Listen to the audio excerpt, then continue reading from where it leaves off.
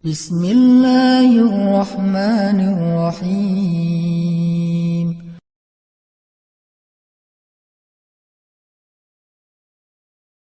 A'udzu billahi minasy syaithanir rajim. Bismillahirrahmanirrahim. Innallaha wa malaikatahu yusholluna 'alan nabi.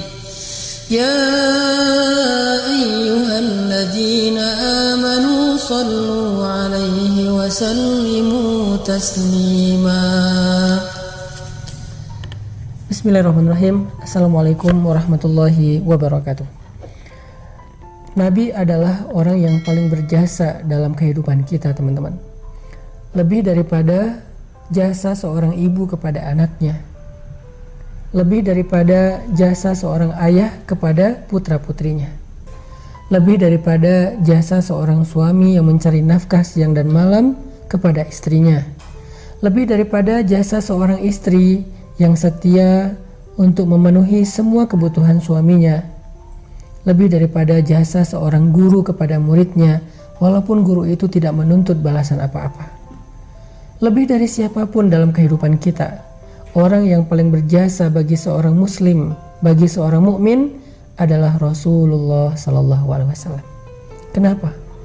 Seandainya seorang ibu pernah melahirkan kita dengan segala macam pengorbanan beliau, Nabi pernah berkorban untuk kita sehingga kita menjadi seorang muslim, sehingga kita mengenal akidah, kita mengenal kebenaran, kita mengenal jalan Allah Subhanahu wa taala.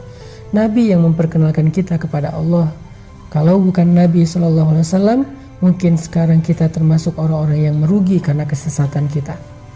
Kalau ayah kita pernah menafkahi kita siang dan malam mencari rezeki untuk kita, menghidupi kita, Nabi SAW yang memudahkan urusan kita di dunia dan di akhirat. Orang tua kita di akhirat tidak akan bisa menolong kita. Mereka akan sibuk dengan urusannya masing-masing. Sebagaimana firman Allah, "Yauma yafirrul mar'u min akhihi wa ummihi wa abihi wa sahibatihi wa banih." Hari ketika seseorang lari dari saudaranya, dari ibunya atau ayahnya, dari pasangannya dan anak-anaknya. Semua orang pada hari itu sibuk sendiri-sendiri. Ayah kita nanti di padang mahsyar akan ninggalin kita. Ibu kita nanti di padang mahsyar akan ninggalin kita. Keluarga kita, pasangan yang kita cintai sehidup semati, nanti dia akan meninggalkan kita. Dan itu bukan sesuatu yang tercela, karena memang semua orang akan sibuk dan panik sendiri-sendiri. Termasuk kita juga akan meninggalkan siapapun di antara keluarga besar kita. Terus siapa orang yang satu-satunya akan menolong kita, membantu kita, yang sebetulnya dia sudah memiliki tiket masuk ke surga, tetapi dia tidak masuk ke surga demi menolong kita? Satu-satunya orang yang akan berdiri di padang mahsyar, mengangkat tangannya ke hadapan Allah, menghadap ke arsy mengatakan, "Ya Rabbi, wahai Tuhanku, ummati, bagaimana keadaan umatku?" Satu-satunya orang yang akan peduli kepada kita hari itu adalah Rasulullah SAW. Makanya hari ini saya pengen ngajak kita semuanya untuk membiasakan satu habit, satu kebiasaan, yaitu habit berselawat kepada Nabi SAW. Kenapa? Pertama, karena beliau adalah orang yang paling berjasa untuk kita. Kedua, hanya dengan berselawat kepada Nabi, kelak di akhirat kita termasuk orang yang akan mendapatkan syafaat atau pertolongan Nabi. Hari ini saya mau membaca beberapa ayat atau hadis tentang keutamaan salawat kepada Nabi. Mungkin selama ini kita menganggap salawat kepada Nabi itu satu hal yang ringan, bahkan cenderung kita remehkan, kita anggap nggak terlalu penting, sehingga ketika nama Nabi disebutkan, kita nggak otomatis berselawat. Sekarang saya pengen bacain beberapa keutamaan salawat, supaya setelah ini kita jadi tahu salawat itu ternyata keren banget. Salawat itu ternyata agung banget. Salawat itu ternyata ibadah yang ringan, tapi pahalanya gede banget. Orang yang paling rugi adalah orang yang apabila disebutkan nama Nabi, tetapi dia tidak berselawat kepada Nabi. Bahkan Jibril marah dan benci kepada orang seperti itu.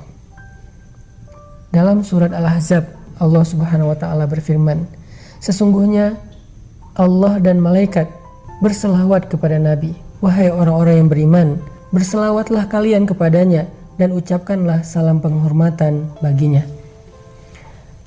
Apa pelajaran dari ayat ini? Ternyata kata para ulama ada banyak sekali hikmah atau kebaikan yang tersimpan di dalam sholawat. Yang pertama, sholawat kepada Nabi itu adalah perintah Allah Subhanahu wa Ta'ala. Hukumnya wajib. Ya ayyuhalladzina amanu shallu alaihi. Wahai orang-orang yang beriman, berselawatlah kalian kepada Nabi. Sama seperti Allah mengatakan wa aqimus shalah, dirikanlah salat, wa atuz zakah, dan tunaikanlah zakat. Sama seperti Allah mewajibkan dan memerintahkan kutiba alaikumus shiyam, wajib bagi kalian berpuasa. Sebagaimana Allah perintahkan ibadah-ibadah yang lain secara wajib, maka seperti itulah juga kedudukan dari sholawat kepada Nabi, wajib bagi orang yang beriman. Perintah Allah. Dan tahukah kita, Allah tidak mewajibkan sesuatu kecuali di dalamnya ada kebaikan yang besar. Bahkan kata Nabi SAW dalam hadis qudsi, tidaklah seorang hamba mendekatkan dirinya kepadaku dengan sesuatu yang lebih aku sukai daripada apa yang aku wajibkan. Jadi kalau kita pengen mendekatkan diri kepada Allah dengan sesuatu, dekatkanlah diri kita dengan apa yang Allah wajibkan. Salah satunya, sholawat kepada Nabi. Hukumnya wajib, shallu kata Allah, berselawatlah kepadanya. Yang kedua, selawat kepada Nabi itu adalah mengikuti Allah dan malaikat. Jadi ketika kita berselawat kepada Nabi, itu bukan hanya kita sendiri yang berselawat, Allah dan malaikat aja berselawat kepada Nabi. Jadi kalau ada seseorang yang mengatakan Muhammad, Allah waktu itu, malaikat waktu yang sama menyampaikan selawat kepada Nabi Muhammad. Kenapa kita enggak? Padahal Allah yang memiliki alam semesta, Allah yang menciptakan Rasulullah SAW. Tapi Allah dan malaikat berselawat kepada Nabi ketika nama Nabi disebutkan. Terus siapa kita untuk tidak berselawat kepada beliau?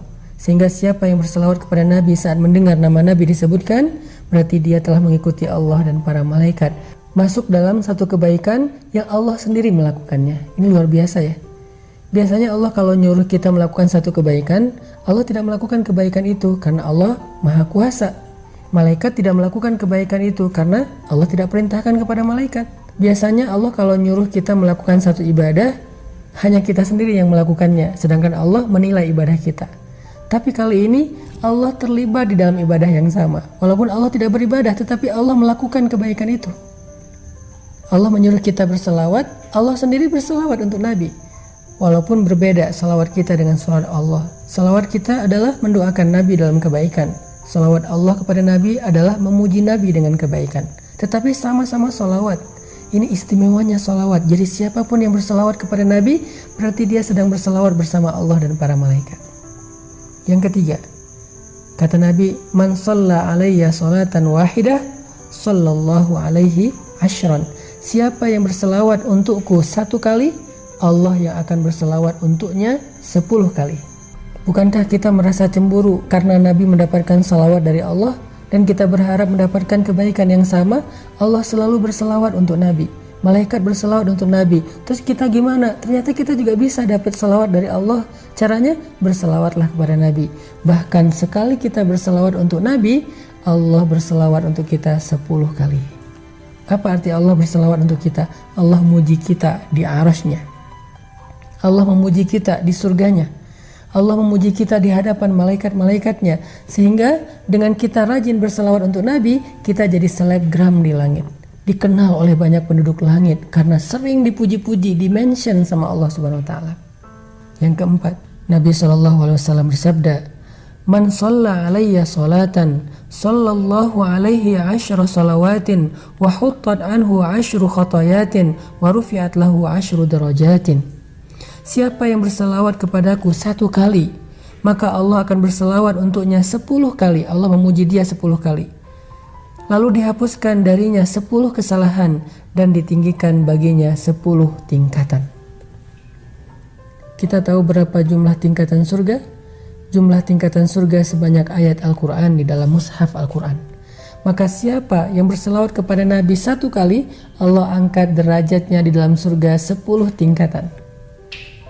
Allah hapuskan baginya 10 kesalahan. Luar biasa salawat ini. Padahal cuma ngomong sallallahu alaihi wasallam. Padahal cuma ngomong Allahumma sholli ala Sayyidina Muhammad. Tetapi ternyata kalimat yang ringan sekali itu, yang kita ucapkan mungkin kurang dari 10 detik, tapi bisa mendapatkan kebaikan yang luar biasa. Yang kelima, Nabi SAW bersabda, kullu du'ain yud'a Allahu azza wa jalla bih mahjubun 'anis sama' hatta yusalla ala Muhammad. Semua doa yang dipintakan kepada Allah Subhanahu wa taala akan terhijab, akan terhalang dari Allah Subhanahu wa taala sampai dia berselawat kepada Nabi Muhammad sallallahu alaihi wasallam. Jadi kalau kita pengen doa kita nggak ada hijab, nggak ada penghalang, nggak disconnect, nggak di reject, berselawatlah kepada Nabi di awal atau di akhir doa kita. Pokoknya setiap kali kita berdoa, salawat. Insya Allah doa kita gak ada hijab, pasti diijabah oleh Allah Subhanahu wa ta'ala. Dan yang terakhir, tahukah kita ketika kita bersalawat kepada Nabi, ternyata Allah Subhanahu wa ta'ala akan menyampaikan salawat kita kepada beliau, dan beliau akan membalas salawat kita dengan salam yang sama. Mau dapat salam dari Nabi? Mau dibalas salam sama Nabi sallallahu alaihi wasallam secara personal? Berselawatlah kepada beliau. Sehingga ketika kita mengatakan Allahumma sholli ala Sayyidina Muhammad, ketika kita mendengar nama Nabi disebutkan, kita bilang sallallahu alaihi wasallam, Nabi akan menjawab salawat kita.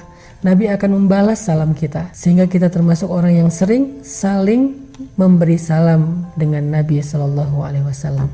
Mudah-mudahan sejak hari ini kita akan dawamkan salawat setiap kali kita mendengar nama Nabi disebutkan, atau kita bersalawat di waktu-waktu kapanpun kita mau, sehingga Allah Subhanahu wa ta'ala berikan kepada kita semua kebaikan yang ada dan terkandung di dalam salawat.